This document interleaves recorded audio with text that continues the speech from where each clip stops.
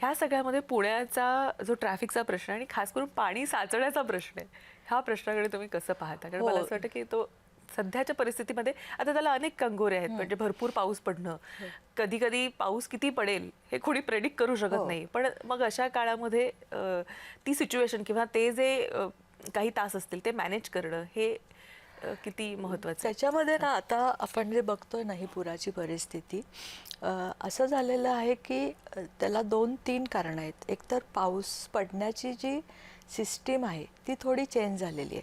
म्हणजे कमी वेळात खूप जास्तीचा पाऊस पडणं आणि त्या पावसाला ॲब्झॉर्ब करण्यासाठीची सिस्टीम, म्हणजे जे स्टॉर्म वॉटर लाईन्स असतात, या आपल्याकडे आत्ता अवेलेबल नाहीत. आपण ज्या पूर्वीच्या स्टॉर्म वॉटर लाईन आणि ह्याची जो इन्फ्रा जो आहे तो त्याला मॅच करत नाही, पहिली गोष्ट.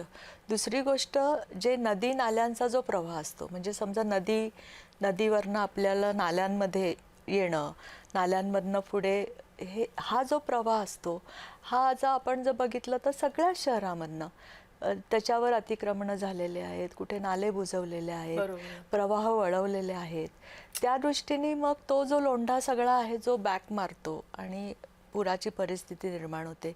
दुसरं, जे कॅचमेंट एरिया जे होते, जे वरपासून जेव्हा पाणी येतं किंवा अशा भागामध्ये वरती पाऊस पडल्यानंतर धरण क्षेत्रात असेल, हे क्षेत्रात असेल, शेतीमध्ये पाणी झिरपायचं प्रमाण पण खूप कमी झालेलं आहे. जे आपण आता रासायनिक शेती करतोय, आज जर तुम्ही किती ठिकाणचं बघितलं तर बंजर झाले, खाली दगडसारखी जमीन झालेली जी पाणी झिरपतच नाही.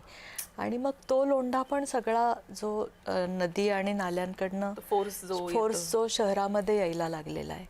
तर मला असं वाटतं की आता ही पुराची परिस्थिती बदलण्यासाठी तुम्हाला नव्याने इन्फ्रा सगळा तयार करायला लागेल. टास्क असेल आणि मोठी टास्क आहे. म्हणजे आता त्याच्यामध्ये मध्येच आता मागच्या आठवड्यामध्ये मुख्यमंत्र्यांनी आणि राज्यपालांनी की रासायनिक शेतीवरनं आपण जैविक प्राकृतिक शेतीवर येऊ शकतो का, जो प्रयोग गुजरातमध्ये केला तो महाराष्ट्रामध्ये करायचा का. कारण ही जी बंजर झालेली जमीन आहे, हे पाणी झिरपण्याची प्रक्रिया आपण जर परत सुरू नाही केली तर आज बघतोय की तुम्ही पाऊस पडला की शेती अख्खी तुंबते आणि वाहून जाते. तर तिथे काम करायला पाहिजे. आज आम्ही शहराचे जेव्हा नवीन इन्फ्रा बनवतोय त्या दृष्टीने तेवढ्या लाईन टाकणं आज गरजेचं आहे, स्टॉर्म वॉटर लाईन. काही ठिकाणी आता प्रयोग असाही करतोय की आपण जमिनीमध्ये जसे बोर घेतो तर बोर पाणी उपसण्यासाठी घेतो, ते बोर पाणी जाण्यासाठी घेऊ शकतो का, त्या दृष्टीने काही जण आता रिसर्च करतायत. तर मला वाटतं की हे खूप मोठा टास्क आहे.